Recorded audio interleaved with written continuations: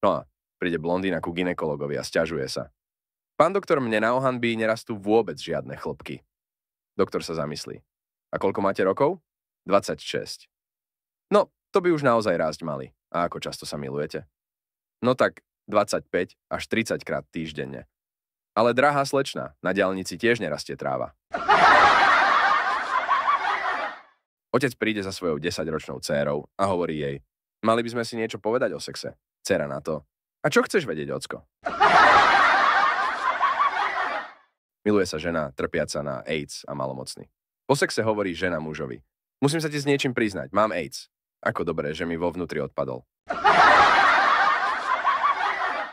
Ležia na stole vedľa seba banán a vibrátor. Banán vraví vibrátoru: čo sa trasieš, ty somár, teba aj tak nezožerú.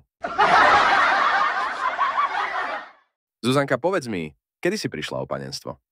Keď som sa zohla, aby som sfúkla 15 sviečok na torte.